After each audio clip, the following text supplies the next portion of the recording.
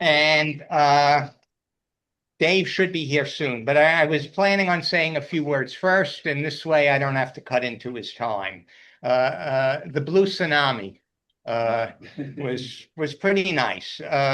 It said the best way to win an election is to lose the last one.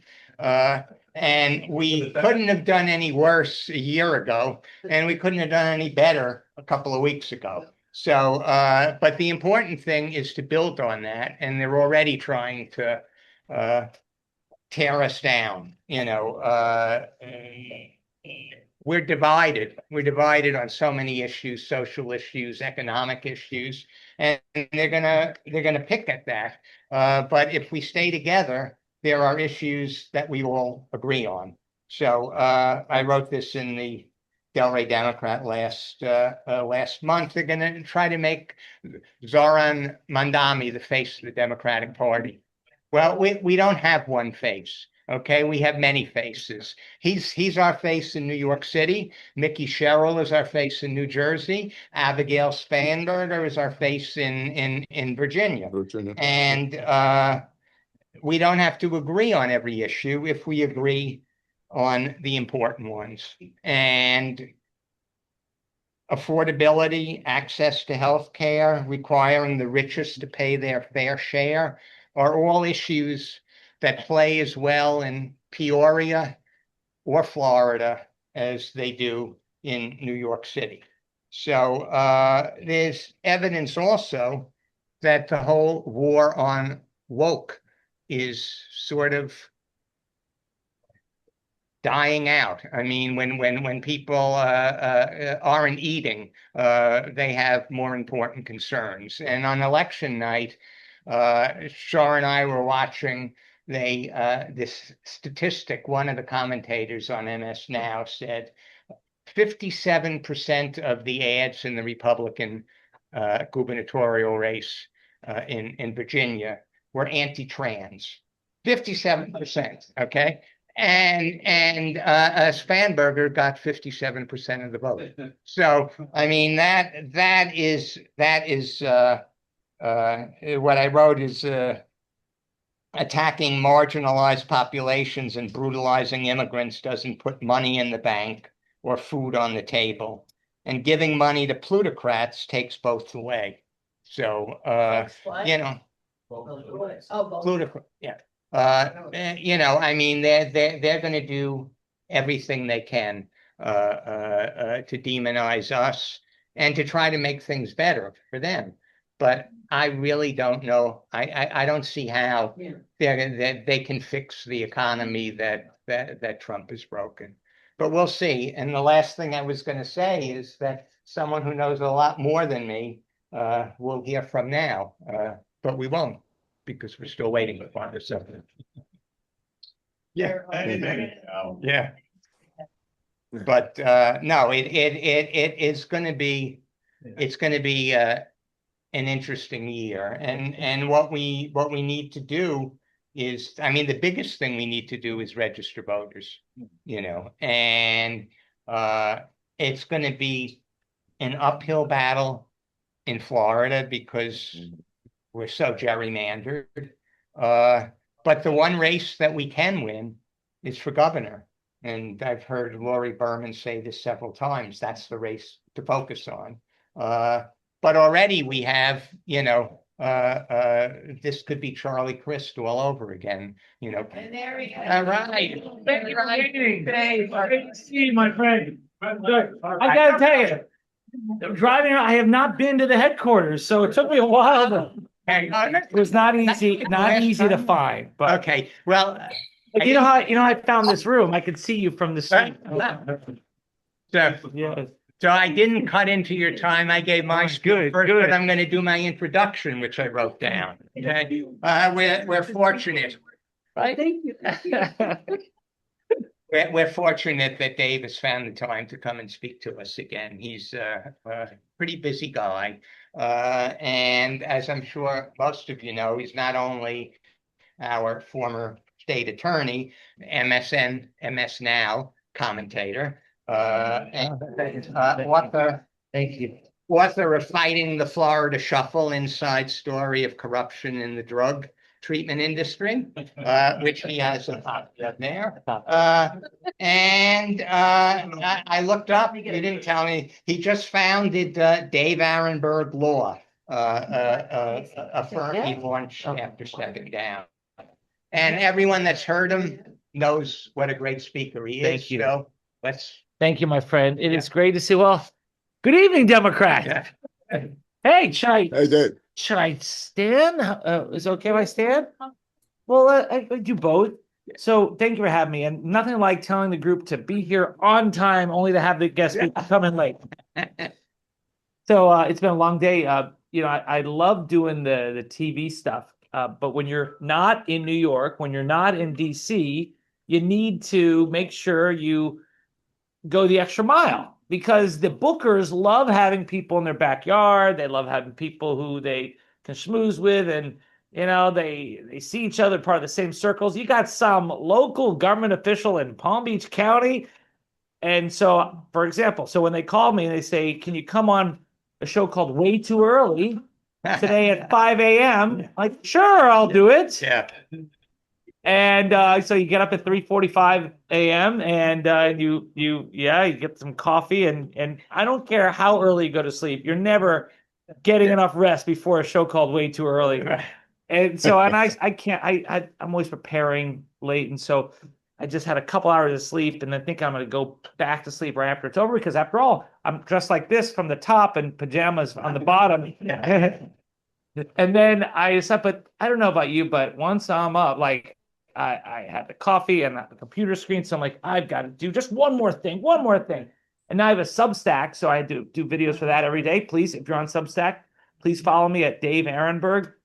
And so there's always work if you want to find it. So by the time I decided to go back to bed, it was already 8 o'clock now, and I was like, well, let's take a nap. So I'm running on adrenaline, and there's nothing that gets me more fired up than being with my people. So it is really great. Thank you so much for being here.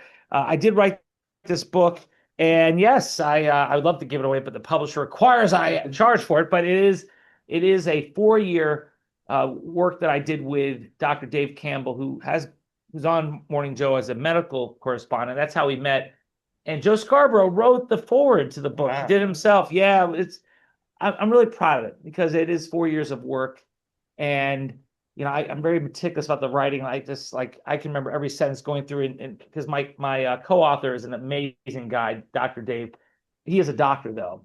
I don't know if you know too many doctors who are authors. First of all, their handwriting is always terrible, right? And then, but so we had to mesh our writing together, and it's about fraud and abuse in the drug treatment industry. This is about how well-intended federal laws that we support, laws like the Affordable Care Act, the Americans with Disabilities Act, the Mental Health Parity Act, HIPAA, have been exploited by bad actors to do people harm. So when President Obama was able to pass the Affordable Care Act, it opened the door to drug treatment for millions of Americans who couldn't get it. Insurance wouldn't cover it before. Now they cover it. Not only do they cover it, you cannot be canceled if you go to rehab over and over and over again. There's no limit on how many times you can go through.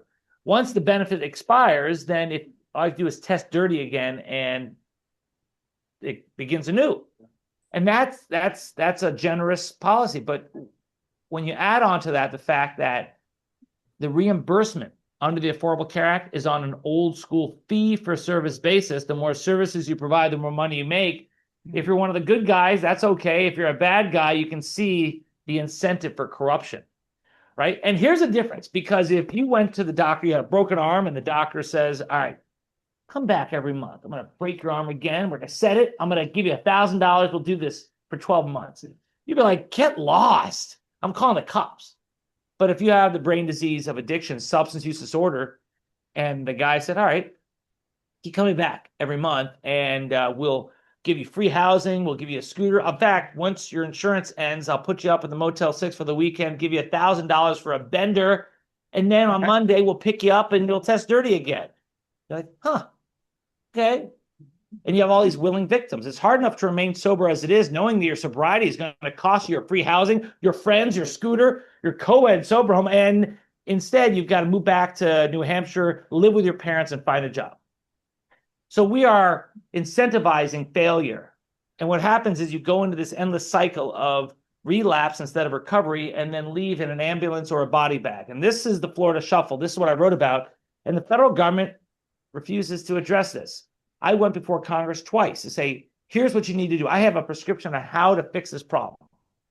And Congress did what Congress does. They listened, they were polite, and they did nothing. And I think the real reason why they do nothing, people say, well, is it the pharmaceutical lobby? No, it's the I don't care enough lobby. That's what happens, is that they're out there making, fundraising off of, bigger topics that are sexy, Epstein and stuff. But what about fraud and abuse in the drug treatment industry? Just, if you have to read about it, it's nuance. Here's the other reason. Democrats are concerned that if they try to tweak the Affordable Care Act, fix some of the problems in it, then the Republicans will undo the whole thing. And so we're paralyzed. And it's a shame. I mean, HIPAA, another really good law that is there to protect our privacy, our medical privacy. If you have a son or daughter who is in the throes of addiction, they're college age, they're on your policy up to the age of 26, and they get trafficked down to Florida and get put in the Florida shuffle, cycled around the different rehabs, getting illicit payments, free stuff, and you find out, you call the rehab and said, my daughter's in your rehab. I want to talk to her. Sorry, I can't even tell you that she's here. Sorry. She's on my insurance. I'm paying for it. Sorry, under HIPAA. That was never the intent of HIPAA, to prevent parents from knowing where their kids are, to let their kids get abused and exploited. And there's some stories in here about human trafficking and real stories, real life things that happened, how one sober home was turned into an addiction brothel at taxpayer expense. So one of the great things about being a Democrat is that we believe in the power of government to do good, that we can help people. We don't abandon people and just say, I get my own. No, we try to help others. And that's what makes it so frustrating. There are ways to fix this problem, but we just we're not able to do it for various reasons, and the reasons I just mentioned. So the one ray of hope and the good part, and I always like to be an optimist, is that in Palm Beach County, we were able to fix this problem. We did it. The federal government didn't help us. In fact, they worked against us because they haven't turned off the spigot, or at least reduced the spigot. And so we fought the fight here by creating the Sober Homes Task Force, by closing down the worst of the worst, by changing the laws, by getting Narcan out in the community. We did all these things, and this is a roadmap for the rest of the country to follow. Unfortunately, the problem has now gone elsewhere throughout the whole country. If you're in Broward, this is where the problem is a lot now. They don't have a Sober Homes Task Force there. Orange County, California, your friends out there, yeah, that's a real problem. It's not really happening in Pittsburgh. No offense if you're from Pittsburgh, but the places where people go for rehab, it's going to be Orange County, California, South Florida, Arizona, Texas. And that's who's suffering. So the parents who are suffering, families who are suffering. So this is fighting the Florida shuffle. I do want to, since I have an open floor and I can take your question, I want to talk about Epstein a little bit. Yeah. So here's the thing about Epstein.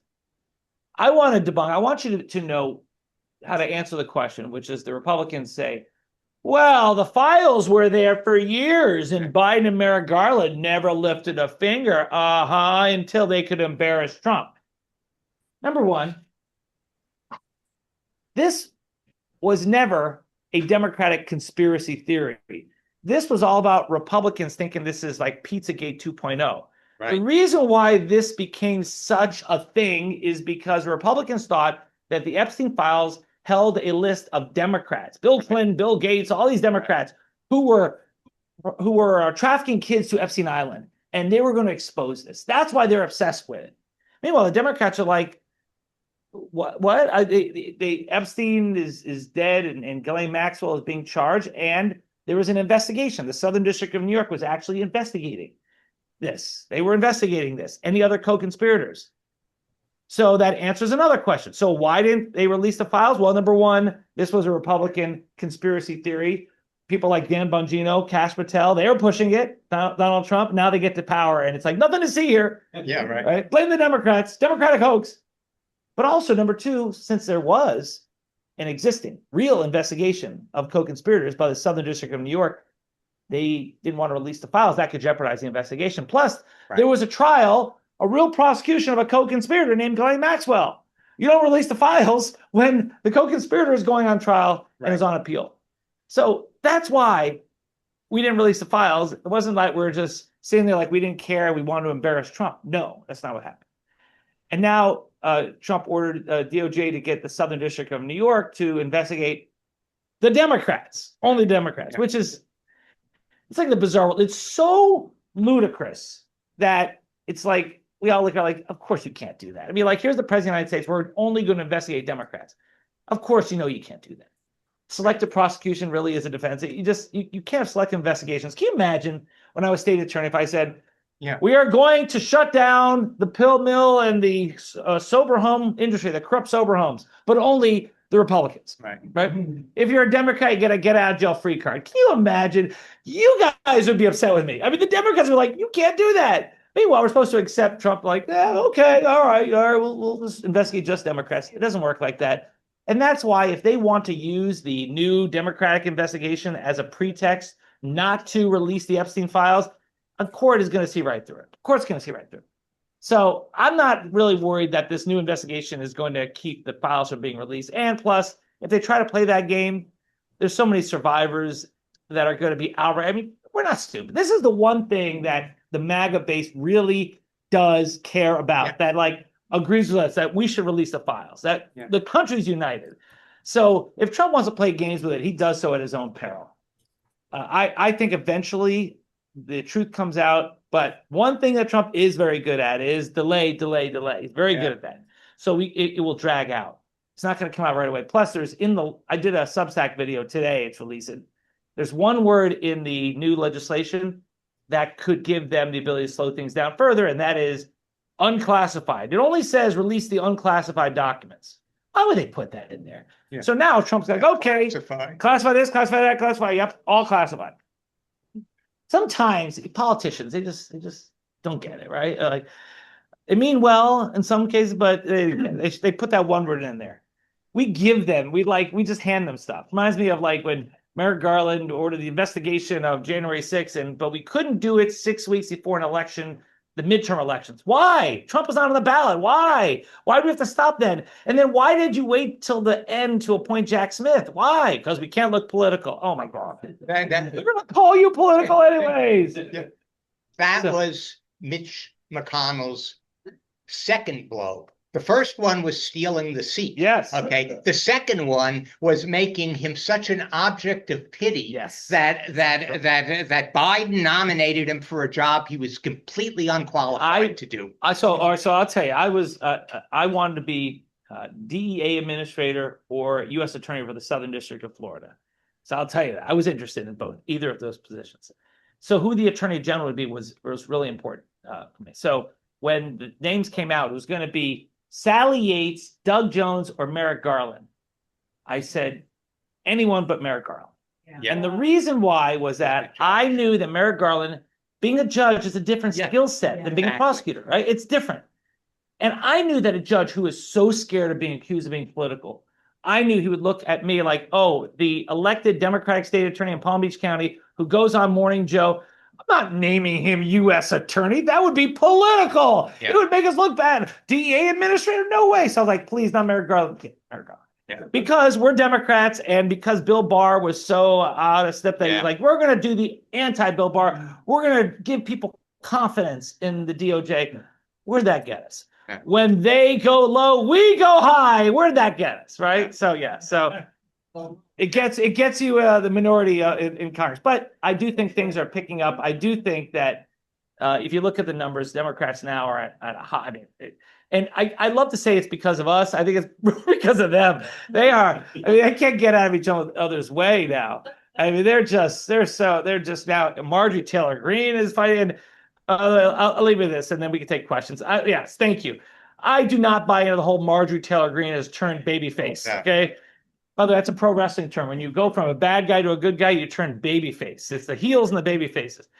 She's the woman of Jewish space lasers who went after, right? I mean, who went after David Hogg and the kids from Parkland, saying you're a liar, crisis actor, all that stuff. Like, are you? What?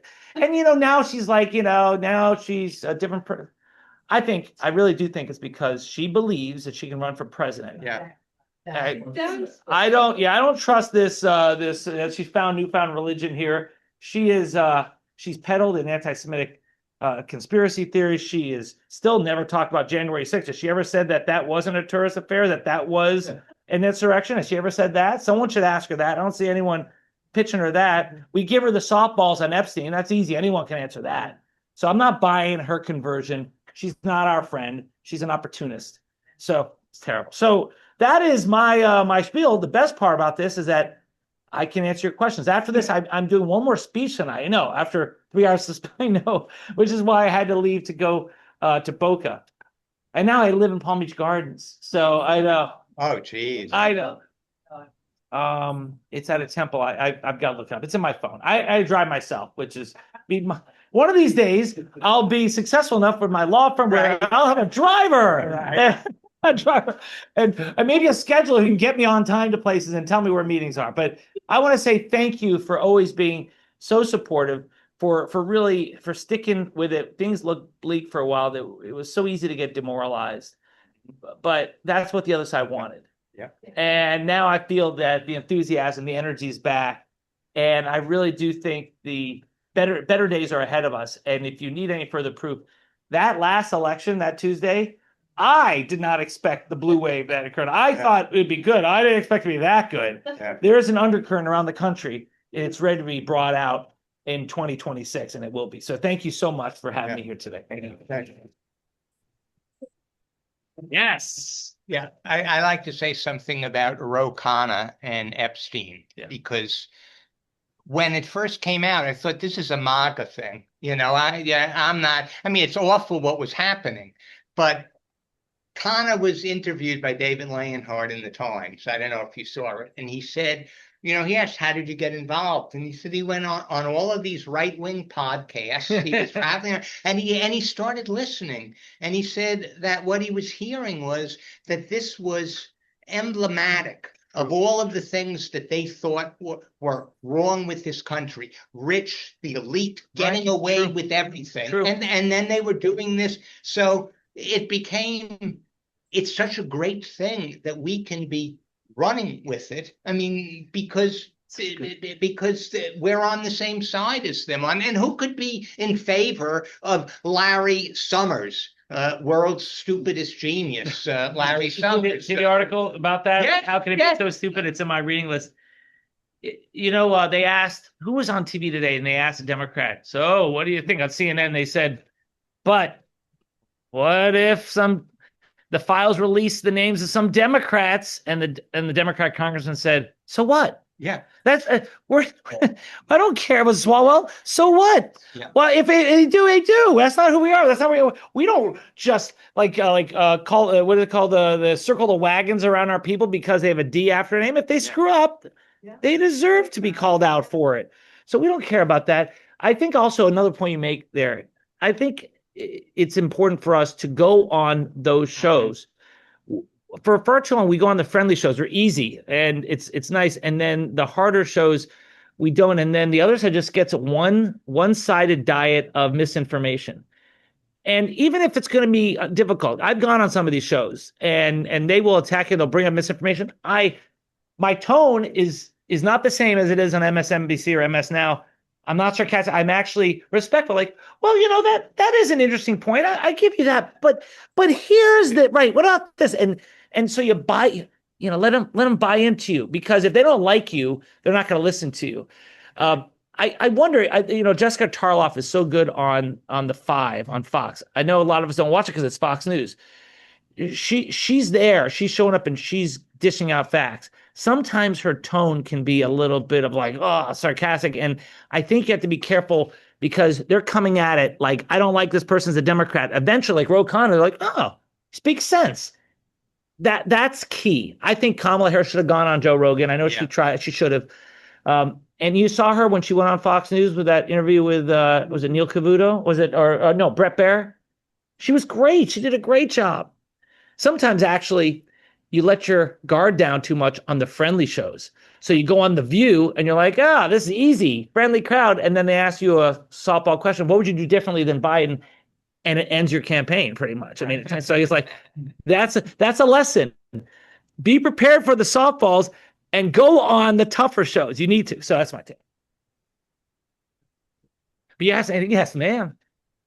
I knew you'd ask that, right? Right. So, yeah. Pam Bondi. So they could challenge all the bar licenses of all these individuals, like Lindsay Halligan, who's in court, right? I did a video on her. Oh my gosh. I mean, yeah, I really to go into prosecutor 101, you go before a grand jury and you say, essentially, if you have more questions, you can ask the defendant, ask Comey when he takes a stand at trial. What? No, you can't say that. There's a Fifth Amendment right against testifying your own against self-incrimination. You have the right not to, and you can't even insinuate that it's a bad thing if they don't. I mean, the first day prosecutor knows this. So there will be bar complaints. I don't know where it leads. That's one thing that Trump cannot pardon you out of.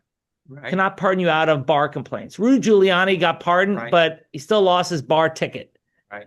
Right. And civil lawsuits and state crimes, you can still get busted. Now, there's something that happened today that was very interesting. Did you see that there's a federal grand jury that was investigating Pulte, the guy who comes up with all this finance stuff for Trump, all the mortgage fraud cases, and that nut Ed Martin who dresses up like Adolf Hitler, right? Who's I mean, they're investigating him, and I'm like, how did that happen? I still don't understand how that happened. So someone in DOJ must have allowed it to happen. Now the question is, will it be allowed to continue? And then Trump's always there to pardon anyone, but I would love to see where that goes. When I ran against Pam Bondi in 2010 for Attorney General, and then I lost in the primary to Dan Gelber, and then I endorsed Dan Gelber, and then she beat Dan Gelber, and then she asked me, said, "You've been talking about the pill mills and the opioid epidemic. I'd like you to be my drug czar." And I had to think about it, but I cared so much about this issue. I said yes, and to her credit, we worked together on this, and it was not partisan, and what it was not like the environment we have today. And people said to me today, I have a lot of family members who I could work with and talk with, and we were not partisan. They were Republicans. We got along fine, but after Trump, things changed, and things have changed. Yes, ma'am. Go to the Epstein files. I don't know if anyone heard this, but I read today somewhere that they're going to redact all the Republicans. There was Mark Epstein who said that. That was Epstein's brother said that. Yeah, and I just want to. Also, you said something about, and I'm saying to myself, I used to say that about a lot of things before Trump. No, you do that. You do that, and he's done something. It has happened. You can prosecute. You can charge. Anyone can get in a grand jury indictment. You can charge anyone. But you're seeing what's happened in the Comey case? Yeah. That's going to be dismissed by Thanksgiving is my bet. Yeah. Right. It's good. They're going to have egg on their face. Yeah. The only jail for Epstein crimes is a woman. I mean, Although, there was Pretty awful. she's pretty awful. Yeah. Well, I heard that argument today. There were actually, there were 3 people in jail for Epstein crimes around the world. 3: Epstein, Ghislaine Maxwell, who really was the devil's accomplice, and that guy Jean-Luc, whatever, the photographer in France, and he hung himself in prison there too. I'm sorry to laugh, but it's like a theme here. So I do think that the files do contain names of co-conspirators in there, and that was what the Southern District of New York was investigating until January, when the White House shut it down. Now here we are in November, and they're starting it up again, but only as it applies to Democrats. That's nonsense. That's all for show, not for go. Yes, I hope this will go around the room, and then I think we're good. Oh, I got to go. So yes, how about this? Let's start here, and I'm going to go finish out this way. Okay. Yes, sir, in the back. And then I'm going to get to you, my friend. Oh, you guys in the back. Yes. Yes, sir. What was going on in New York was both exciting and troubling in terms of what party was good. But I also think the party can learn a lot from that campaign. Yeah, absolutely. And I'm just wondering what. That's such a great point. Now, the Mondami campaign, I obviously I disagree with them on a bunch of things, and I am worried about the rise in anti-Semitism. I am. He did campaign. I mean, he was brilliant in the way he campaigned with the videos. It's a new age, going on TV for 30 seconds and doing newspaper ads. It doesn't work anymore. You got to have a campaign of social media, of getting young people involved, energy. Now, will the young people come and vote in 2026 in a midterm? I don't know. Young people are the most unreliable voters. Can we count on them in 2028? I don't know. So hopefully we can motivate them. The problem is that if they think that the Democratic Party is the same as the Democratic Socialists of America, we are different. The DSA has policies that we would like are really out there. Like, for example, they're calling DSA, the party that Mondami's part of, is calling for the release of the domestic terrorist, the murderer who murdered the two people who were leaving the Jewish UJA event outside the Israeli embassy. They're calling for immediate release of that murderer. And it's like, that's poison. These are the defund the police crowd. If you want electoral poison, and that's it. That's not who we are. We're the Democratic Party. And so we just have to, I just hope we can get that young enthusiasm when our candidates are on the ballot. And we need to harness that energy and the approach that he took. It's a very good point. Yes, sir. Hi, Dave. You said the blue wave was because of them. In part. In part. What strategy do we need to do to create a lot more weight on the Democratic name? Yeah, it's interesting because if you look at the polls, Democratic parties, our numbers are still not great, but the other side has gone crazy, and that's helped us. I think it matters. Right now, we don't have any one leader. Like, we don't control any of the houses of Congress. We don't control any branch of government. So who's the leader? But that's natural when a party is in the minority. That's natural. Once we get back the House, and I think we will, and then you'll see Hakeem Jeffries as a leader. I think then you'll start to see messages that could resonate and people would like. Also, when our candidates start campaigning for president, there will be leaders, and we'll start seeing that. Right now, it's a tough thing. Oh, who are the Democratic leaders? Well, that's coming. I remember when we're like, who's going to run for president in 2008? And I was like, well, there's a guy named Barack Obama. Who? What the hell? Who's that guy? So it'll happen. And we have a talented bench. I actually think our best bench is outside of DC. Our governors, people from the states, very talented group of people. Andy Bashir. I love Andy Bashir. Like, how do you win in Kentucky as a Democrat? I know. Right? Yeah. It takes political skill. Yeah. I mean, Mondami deserves his credit for his campaign, but winning in New York as a Democrat, not quite the same as winning in Kentucky. And it should give us hope in Florida when they say David Jolly can't win. Well, it's Kentucky elected a Democrat. Well, David Jolly can win if the same people, the 2.5 million Democrats who didn't vote for Charlie Crist because he was a Republican, if they do the same thing again, and I already can see that happening because he's now got another Val Demings' brother is running, and there are going to be a lot of people that say, I'm not going to vote for Jolly. He was a Republican. They should hear him though. He's been one of us for some time. He's been so great at MSNBC. Yeah. I mean, he's not a phony at all. All right, let's yes, sir, Dave, and then we'll finish video. All right, very quick one. Yes, sir. The first, where do you think this Jack Smith thing in front of the Congress is going to go? I'll do that real quick. They don't want him to testify in front of Congress. He would eat them alive. They want him to testify behind closed doors. He doesn't want to. So be careful what you wish for, Republicans. Yeah. The second one is when Obama took office, we were going to look forward, not back. Mm-hmm. Mm-hmm. I don't want to see that happen again. We have a group of senators who were committing treason. They were trying to stop the transfer of power. That's what they were doing. Yeah. They were trying to get Pence out and get what's his shit faced in there, McConnell. No. It was Grassley. They were trying to get Grassley in so we could say that Trump won. Yeah. We could take the fake elector vote. That had to be the plan. Yeah. These people have done so many awful and likely illegal things. I don't want them looking forward. Well, I think I know, but the voters want us to look forward. You know, they want us to look forward. I do think it's good to hold accountable those who commit crimes. I do. We're getting to the point now that Democrats regain control to start going after Republican senators. It's like we got to break this cycle. The Democrats did not weaponize the judiciary. What we did was not the same as what they're doing now. Right now, and that's why their cases are falling apart, because this is weaponization. They have no facts. The Comey case is garbage. Letitia James case is garbage. The John Bolton case is a little different. They do. I think there's some there, but he benefits from the other two cases being garbage. He's going to say vindictive prosecution. He may get off because they overplayed their hand on Comey and James. I've got to run this next event, but if anyone's interested in a book, I will sign. I have to charge you for it, but if you act now, there's no tax. I love it. Thank you, and thank you for being a great audience. Oh, there's one more question. Yeah, how much is the? Oh, the book is $25.95. I accept credit cards and Venmo and everything. So I know I hate to have to charge my fellow Democrats, but the publisher requires it. So thank you. Yeah.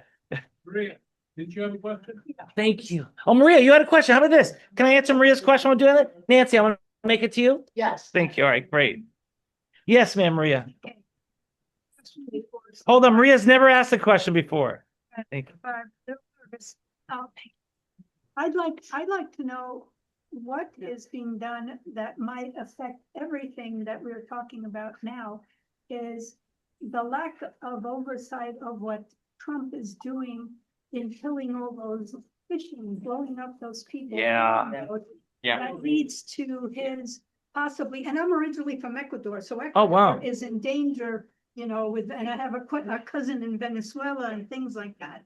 But I mean, he can manipulate. He has free reign to manipulate and start a war that will bring any of our efforts to a screeching halt, because we're gonna have to concentrate on this war. Well, it looks like Venezuela doesn't want the war. Trump wants it. Trump is taunting him into it, but begging him. Thank you, Nancy. But I do. Leaders of the world, whatever, someone in our stores doing anything about it. Well, it's because the international community doesn't have much power. It's going to be up to us to do something about it, and no one's going to do anything about it in Congress. This is the first time in history Congress has abdicated its role as a co-equal branch of government. So it's going to be us to vote these guys out and replace them. But until then, I don't hold out hope that Trump stays out of a war and stops what he's doing, because he doesn't care what the courts say, and the Supreme Court will give him the ability to do it anyways, you know? Right, at the first. Yes. My credit card. Oh, hold on. It's right here. There you go. First, the Iraq march, my cousin David and I went to back in 2002.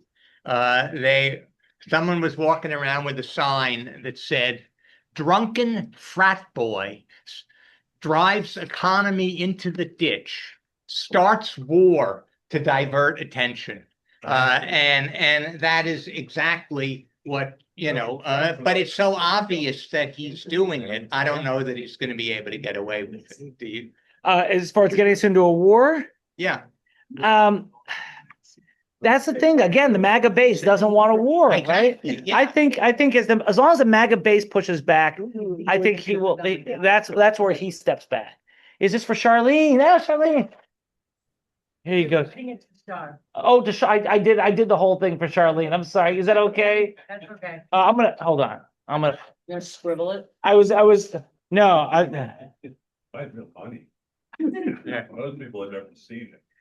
There it is. I got you, Char. There it is. Thank you. There it is. Thank you.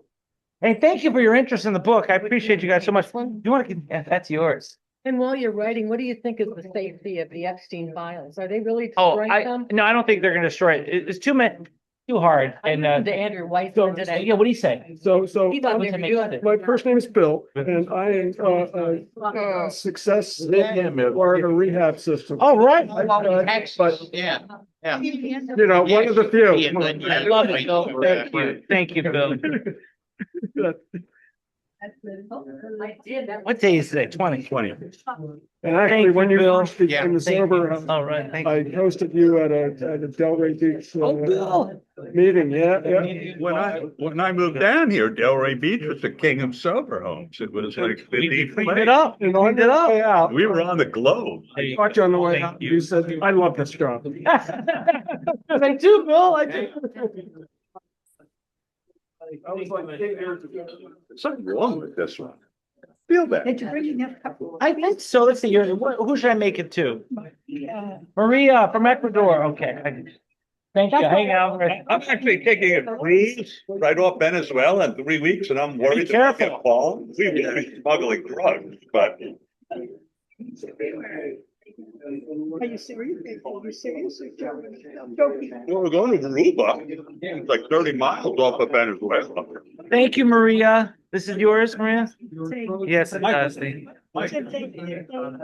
You just said goodbye. Who did? They made Oh, no. class. Bye, Dom. I mean, that's a real, really, good. Thank you, Maria. Thank you. All right, who should I make it to? Thank you. Dave, Mike, I looking need- forward. I saw a lot of books here. This is where Yes. you stop, man. Yes. Show trial. I want you guys to pump. All right, Dave, this is yours. Thank you, Yeah. my friend. It's good to see you, brother. They actually have pants. Looks as if you've never seen that. I mean, this is multitask. I love it. Right? And I'm gonna add to your list. Judy's running Wow. a commission. Did she call I'm you? approved. Sure. Yay. Right. Sure, which Inner see? campaign manager. Problem, Steve? Oh, good, good. Yeah. Dave, this is Right. I got that I'm one. sorry, just look up real You're not gonna have quick. anything left for Boca. Hey, it's great to see you. I get up, I gotta. Hey, Mike. But I'm gonna leave it up to you for the holiday. please do. Mike. Guys, all right, Yeah, I think so. guys, I gotta go. What? Is the QR code, can you scan? Wait, Char, well, I can't hear you, Char. Scan the QR code. What are we gonna talk about? Scan it, if not, I'll pay for it later. Okay. You put your payment. Oh, The one I'm gonna. yes. Our next meeting is not gonna have a speaker. We're gonna be the speakers. It's gonna be a holiday meeting. So, it'll be the third Thursday, whatever that is. Thank you, thank you, friend, thank you, Oh, brother. thanks, Thank you Dave. so much. Can we get this one real quick? That is me, yeah. There it is, Judy. Thank you. So nice, all right. Hey, brother. Yo, what's Maka? Oh, make America kind again. Yeah. There are a lot of good reactions out of it. Good, people like that. Yeah, no, that's a good idea. We all are. Oh, it's great. I gave one of these hats to Janet Mills. I was up in Maine. And, Oh, yeah, I like her. oh, she's awesome. Yeah, helping around.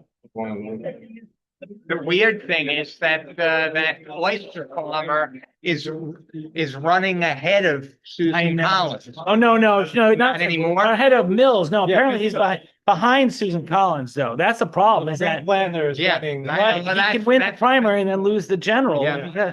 Well, Mills could win. Yeah. Well, but look, you know, that's what happened. Look, Andrew Gillum. Exactly. Andrew Gillum lost because people didn't, and the last, DeSantis Well, I want- won twice because of Democrats. So, Yeah, I can't. I mean, it's, Oh, you don't remember when I opened up my CPA firm in West Palm Beach, I used to go to your. So Okay, December I remember meeting you. is the third, Thursday in December. It'll be a pizza meeting.